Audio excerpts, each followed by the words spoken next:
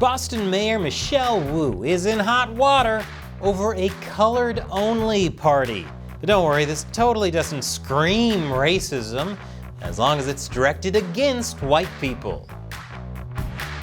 Welcome to America Uncovered, I'm Chris Chappell. We're in the season of holiday celebrations, and you know what that means. Parties for everyone. Parties so awesome that only one thing could possibly make them even more fun. No white people. At least that's what Boston's first Asian American woman mayor, Michelle Wu, apparently thinks. Last week, Wu told her aide, Denise Dos Santos, to send out email invites to an Electeds of Color holiday party on December 13th. What decade is this? Dos Santos did as she was asked, but she screwed up big time. How? Well, she accidentally invited all 13 Boston council members, including the white ones. Dos Santos quickly sent another email 15 minutes later to rescind the invite to the white council members, saying, "I did send that to everyone by accident. I apologize if my email may have offended or came across as so." But the deed was done and the word was out. And no surprise, the email error sparked controversy. I wonder why. Could it be because a party invite that excludes people of a certain race just maybe looks a little racist? If a white mayor sent out email invites for a party that excluded black people, that really wouldn't look good, now would it? Most of the white council members had little to say about the mishap, but outgoing city councilor Frank Baker went on record telling 7 News Boston, "I do find it divisive, but what are you going to do about it? You don't want me at a party, I'm not going to come to a party." I guess I'm not surprised to hear that kind of chill coming from a guy who looks like an older pothead version of Joaquin Phoenix. He also told the Boston Herald, "I don't really get offended too easily. To offend me, you're going to have to do much more than not invite me to a party." Not much of a reaction from the snub city councilors. But on the internet, it's been a different story, especially the way the Boston Globe tells it. In response to the outrage, Wu admitted she made a mistake. But the mistake she admitted to wasn't hosting a party that excluded people of a certain race. Oh no. The mistake she's referring to is sending elected of color holiday party invites to the full council. I think we've had individual conversations with everyone so people understand that it was truly just an honest mistake that went out in typing the email field, and I look forward to celebrating with everyone at the holiday parties that we will have besides this one as well. So it is my intention that we can again be a city that lives our values and create space for all kinds of communities to come together. Wu doesn't see anything wrong with having a colored-only party. In fact, she went through with the party and posted a picture on Instagram calling the party a special moment to appreciate that our affinity group now includes leadership across city, state, county, and federal offices. Yes, because simply being not white apparently creates a magical bond of affinity. How do you think the Electeds of Color affinity group would feel if the rest of the council had a party excluding them so that they could be with their affinity group? I can tell you, they'd probably call it racism.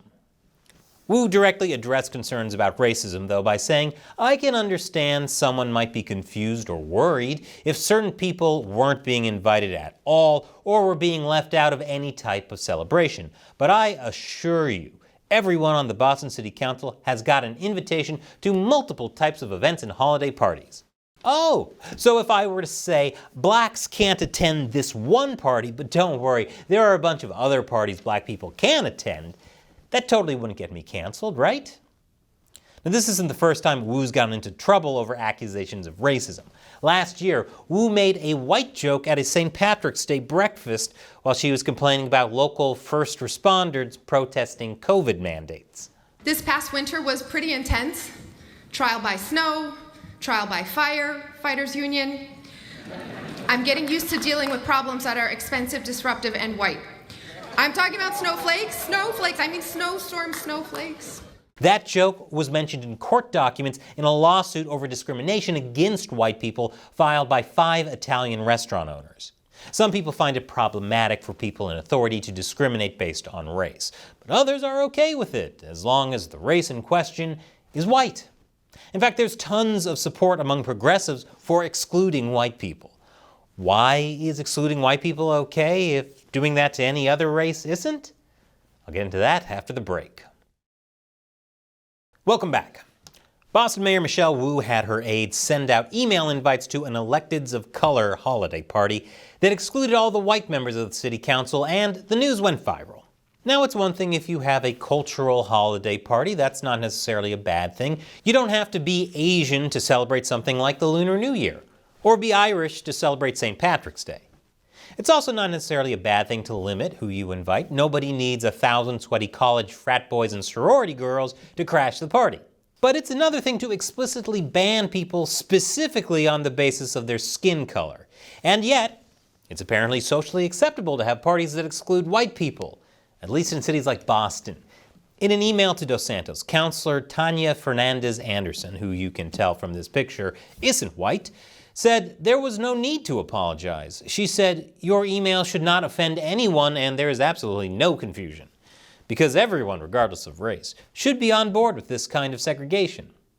She went on, saying, "Just like there are groups that meet based on shared interests or cultural backgrounds, it's completely natural for elected officials of color to gather for a holiday celebration. Many groups celebrate and come together in various ways, and it's not about excluding anyone. Instead, it's about creating spaces for like-minded individuals to connect and support each other." Wait, is she saying that being of color automatically makes people like-minded? That's quite an assumption. And she doesn't seem to be the only one saying that. In response to criticism against Wu, Boston Councilor Brian Worrell, who also isn't white, said that the Elected of Color holiday party is simply another example of reflecting all kinds of specific groups in city government. We make space and spaces for all kinds of specific groups in the city and city government. This is no different, and the elected officials of color has been around for more than a decade. Oh, so it's okay to have a colored-only party since those kinds of meetings have been happening everywhere for a long time. I guess by that logic, segregated water fountains are okay since they were around for decades. State Representative Russell Holmes also pitched in, saying that the controversy really should be that this is the first time we've had a woman mayor and a person of color and Asian elected here in the city. Okay, so according to him, the real issue isn't that Wu excluded white council members, it's that Boston voters haven't been including enough Asian women of color mayors. It's not Wu that's racist, it's the Boston people. All these comments seem to be intentionally ignoring the fact excluding white people is a real problem, all while focusing on how minorities have a right to gather, which really is a non-issue. This reflects an ongoing trend of racism being normalized as long as it's directed at white people. Look no further than how some schools are allowing outright bans against white people, as well as segregation. This isn't just about making a space for minorities who, let me remind you, are all like-minded individuals part of the same affinity group. It's about encouraging judgment against people of a certain race. That becomes dehumanizing real fast. If you want to see how, look no further than this trailer to the upcoming movie, The American Society of Magical Negroes. Yes, this is a real thing. What's the most dangerous animal on the planet? Shark. White people, when they feel uncomfortable. White people, the most dangerous animals on the planet. Gee, imagine replacing white with black and see how that goes. It almost seems like progressives want there to be discrimination to make it all the easier to create narratives about how they're so oppressed. It's all too easy these days for people to trash talk white people and excuse racism against them. That's because progressives are espousing a simplistic Marxist oppressor framework, which then makes it easy to justify discrimination against white people with the assumption that they fall under the class of oppressors. That's how you get things like BLM of Chicago showing support for Hamas terrorists who raped and killed a bunch of Israelis. Because anything the oppressed do to the oppressor is justified. Makes you wonder what BLM of Chicago wants to happen in this country. Oh right, that summer of love. I'm not surprised that Wu might think that way. After all, she's a Harvard graduate, and Harvard, as we all know, has a stellar reputation for encouraging discrimination against white people, especially males, Asians, and Jews, all under a black female president. Let's not forget that history is a lot more complicated than oppressor group versus oppressed group. Most people probably aren't being taught that white people have been slaves under the Barbary pirates and the Ottoman Empire.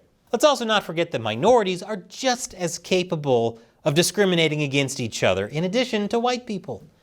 Besides, do we really want to be teaching kids to judge people based on their skin color, expecting that it won't come back to bite them? You don't have to be white to be disturbed with anti-white racism. For example, the person who wrote this script is not white. It's kind of hard to imagine how this kind of thing would foster unity in a diverse country like America, especially in interracial families, like Michelle Wu's. And if you're feeling like this oppressor versus oppressed narrative is becoming a little too real in America, maybe you should take a moment to learn about how to survive under communism by watching this video from my new show, Deep Thoughts While Gaming, How to Survive Communism According to the Game Fear and Hunger. And please support America Uncovered on Patreon. I can promise you none of the money will go to funding racially divided Christmas parties. Click the orange button to contribute. Once again, I'm Chris Chappell. Thanks for watching America Uncovered.